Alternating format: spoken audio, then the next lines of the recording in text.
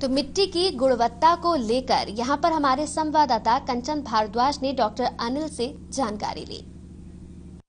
आज पूरे देश में विश्व मृदा दिवस मनाया जा रहा है और इसी को लेकर पूसा फार्म में भी कार्यक्रम का आयोजन किया गया है। मेरे साथ बातचीत करने के लिए डॉक्टर AK सिंह मौजूद हैं। आइए इनसे बात करते हैं। सर, एक कार्यक्रम का आयोजन किया गया है, क्या संदेश देंगे किसान?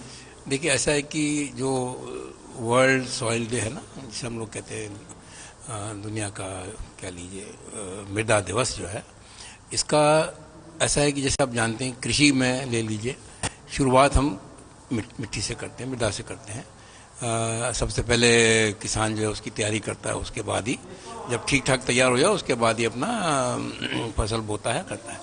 तो इसमें यह है कि अच्छी पैदावार के लिए एक मिट्टी का स्वास्थ्य होना बहुत ज़रूरी है। और हो क्या रहा है कि जैसे हम लोग देख रहे हैं ना, जैसे हमारी आबादी बढ़ती जा रही है, आबादी बढ़ रही है, हमें खाद्य उत्पादन बढ़ाना है, हमें अपने हॉर्टिकल्चर क्रॉप से का उत्पादन बढ़ाना है, बाकी सब उत्पादन बढ़ाने हैं। लेकिन हमारे पास जो ज़मीन है, जो कृषि में इस्तेमाल होती है, जिसे हम लोग कहते हैं ना नेट कल्टीवेट एरिया, वो पिछले 5 दशक से उतना ही है। ठीक है, अब हमको जो जितनी हमारी पॉपुलेशन है, जो 1.7 बिलियन कहा जाता है कि 2050 में होगी, उसको इसी मिट्टी से, इसी ज़मीन से पैदावार लानी है।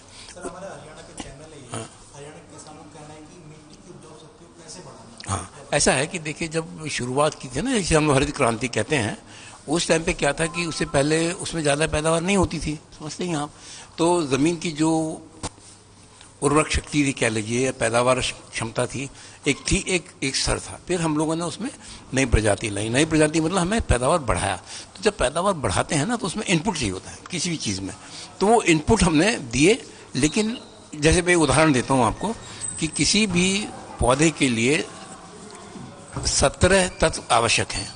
ठीक है, हम लोग क्या करते थे, NPK दे रहे थे, लेकिन वो धीरे धीरे, हालांकि सूक्ष्म तत्व हैं, थोड़ा बहुत कम मात्रा में लेता है पौधा, लेकिन वो धीरे धीरे ले रहा था। तो उससे क्या हुआ कि आपने NPK तो दिए, बाकी नहीं दिए, तो कहीं ना कहीं उसका असर आना था। पहली चीज़ ये। दूसरा जो हम लोग कहते हैं कि एक बैलेंस फर्टिलाइजेशन है, जो बहुत ज़रूरी है। कि होता क्या है कि किसान को यूरिया सस्ता मिलता है, तो वो ये सोचता है कि भाई मेरी पैदावार कम हो रही है और यूरिया डाल दो। लेकिन वो पैदावार क्यों कम हो रही है, उसका कारण कुछ और होता है। इसीलिए जो मृदा स्वास्थ्य कार्ड वाला स्कीम मिशन शुरू हुआ, उसमें ये पता चलता है कि किस और तत्व की कमी है। और जो माइक्रो न्यूट्रिएंट्स लोग बोलते हैं ना, जिंक है, जिंक अब देखिए धान में सभी डालते हैं। तो ये जो सूक्ष्म तत्व हैं, इनकी ज़रूरत पड़ने लग गई है, तो वो डालेंगे, पहली चीज़।